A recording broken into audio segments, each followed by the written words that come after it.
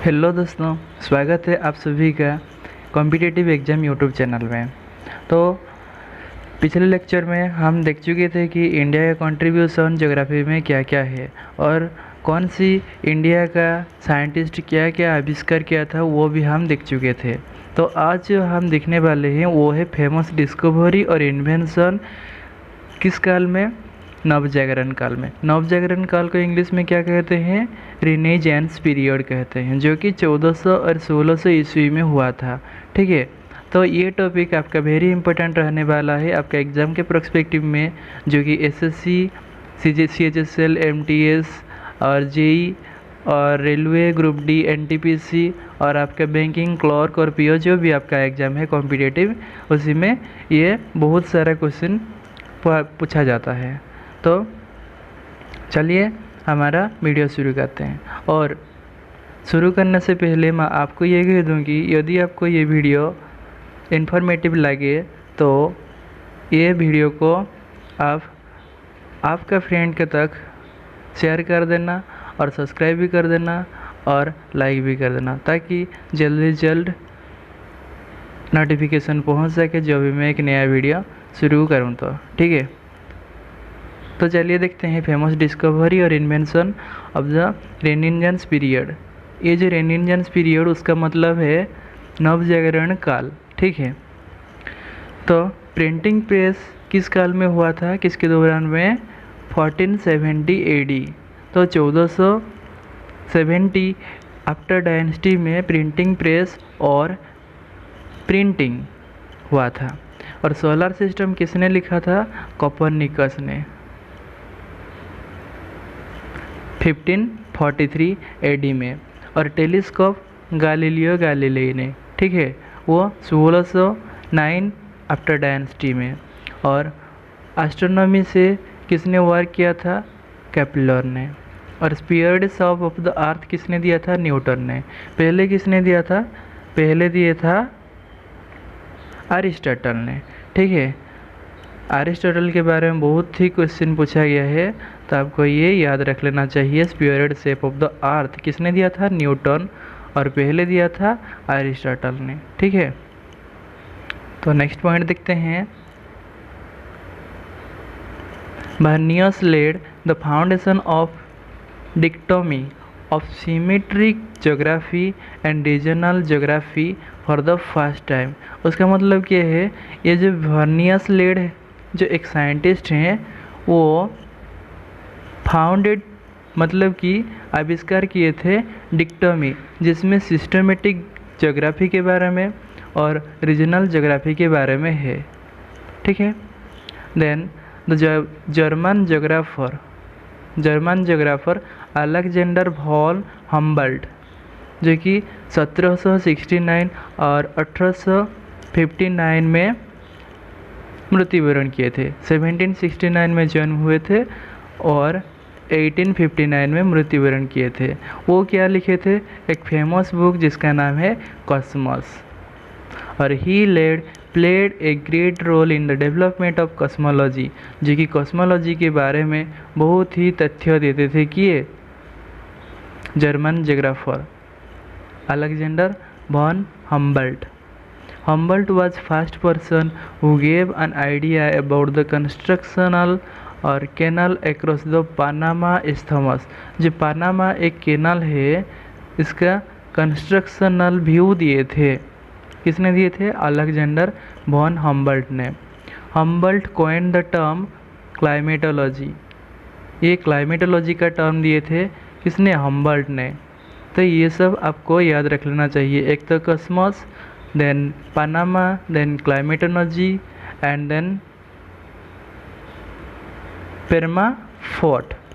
ठीक है, in geography he was the first depict the isotherm on the map। Map में first चिन्ह दिए थे आइसोथर्म के बारे में। ठीक है, ये भी आपको याद रख लेना चाहिए। चलिए मैं इरेज कर देता हूँ इसको। Then Humboldt, the first who depict isotherm in the map. Due to such greater contribution, Humboldt is also called the father of climatology और father of modern geography और father of vegetation geography. ठीक है, आपको ये भी याद रख लेना चाहिए, फादर ऑफ क्लाइमेटोलॉजी किससे कहते हैं और फादर ऑफ मॉडर्न जियोग्राफी किससे कहते हैं और फादर ऑफ वेजिटेशन जियोग्राफी किसे कहते हैं हम्बल्ट को. ठीक है, चलिए देखते हैं next point. He as an independent subject for study geography got recognition in 19th century AD. After dynasty 19th century में ये रिकॉग्निशन पाया था कौन जियोग्राफी के बारे में. In early 20th century geography evolve as the study of mutual relationship between human and environment. There are 2 theory, जिसमें कि 2 थियोरी था किसके बारे में, ह्यूमन और एनवायरनमेंट के रिलेशन बारे में. ठीक है, the German geographer Ratzel is consider as the father of political geography and human geography. तो हम देख चुके थे हम्बल्ट क्या थे, फादर ऑफ मॉडर्न जियोग्राफी और फादर ऑफ क्लाइमेटोलॉजी. बट अभी क्या है, political geography, father of political geography और ह्यूमन जियोग्राफी किसको कहा जाता है, राजेल. ठीक है, और उसका फेमस एक बुक है एंथ्रोपोजियोग्राफी. ठीक है, in this book his top are identical with the Darwin's theory, जो इवोल्यूशन के बारे में लिखा करते थे. किसने, डार्विन्स ने. डार्विन्स इवोल्यूशन के बारे में लिखा करते, जो कि एंथ्रोपोजियोग्राफी के तरह ही होता है. और Ratzel is also the father of Lebensraum. ठीक है, जो कि उसका मतलब क्या है, exact geographical region where different species evolved. मतलब कि देखिए, मैं एक एरिया लेता हूँ, चलिए मैं पहले इसको इरेज कर देता हूँ. देखिए, मैं एक एरिया ले रहा हूँ यहाँ, तो इस एरिया में कितने सारे स्पेसिस रहते हैं उसको ही स्टडी करने के लिए लेवेंसरियम कॉन्सेप्ट दिए थे. किसने दिए थे, राजेल ने. ठीक है, तो ये समझ में आ गया शायद आपको.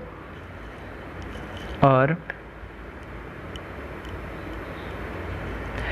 in his political geography he compared the state with the organism and held the expansion of a boundary is needed to fulfill the natural biological need.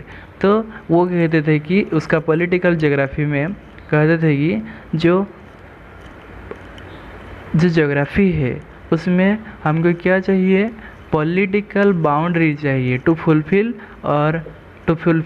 Natural और biological need. Natural biological need के लिए हमको political और geographical boundary चाहिए. ठीक है, और उसके बाद चलिए देखते हैं next point. The French geographer Vidal de la Blache. ठीक है, Vidal de la Blache was the founder of possibilism. मतलब फाउंडर ऑफ पॉसिबिलिज्म कौन है, Vidal de la Blache. He is considered as the real founder of the human geography. Human geography का real founder कौन थे, Vidal de la Blache. और the British geographer Mackinder gave the famous concept of political geography the heartland theory. Heartland theory के बारे में किसने दिए थे, ब्रिटिश एक ज्योग्राफर थे जिसका नाम है मैकिंडर. ठीक है, उसका एक फेमस बुक भी था जिसका नाम था डेमोक्रेटिक आइडियल एंड रियलिटी, जो 1919 ईस्वी में लिखा गया था. ठीक है, one who region in the eastern Europe will control the heartland. One who region in heartland will be able to determine the circumference of the heartland. इसमें ये लिखा गया था, क्या लिखा गया था, जो ईस्टर्न यूरोप में से रीजन करके जाएगा वो हार्टलैंड को कंट्रोल करेगा. ठीक है, और जो हार्टलैंड को रीजन करेगा वो डिटरमाइन करेगा सर्क्यूम्फेरेंस ऑफ द नेदरलैंड. ठीक है, इसमें वो लिखा था. तो चलिए मैं इसको इरेज कर देता हूँ.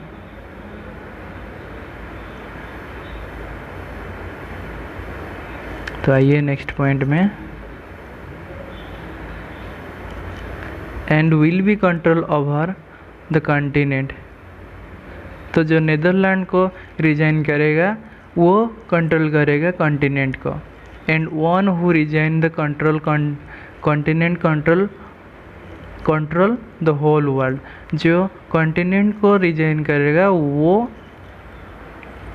होल वर्ल्ड को कंट्रोल करेगा, ठीक है।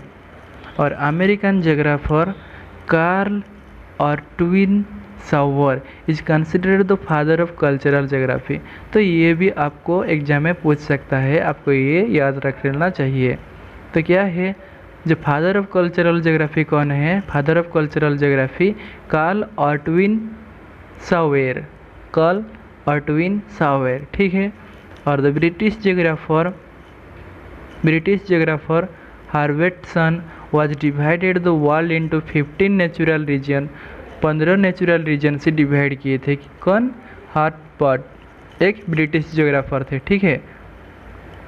किसके बेसिस में वो डिवाइड किए थे? फिजिकल फीचर के बेसिस में, क्लाइमेट एंड वेजिटेशन के बेसिस में, ठीक है। फिजिकल फीचर के बेसिस में, क्लाइमेट और वेजिटेशन के बेसिस में और नेचुरल रिलेशन के बेसिस में वो डिवाइड किए थे 15 नेचुरल रीजन, ठीक है। Therefore he is considered as the first person who studied the natural geography, ठीक है। तो उसको कंसिडर किए थे जो कि first person studied the natural geography. तो आज के लिए इतना ही देखेंगे। अगले लेक्चर में हम देखेंगे यूनिवर्स, उसके बाद गैलेक्सी, उसके बाद द बिग बैंग थियोरी, वही सब देखेंगे। तो आज के लिए इतना ही। Thank you for watching. Thank you all.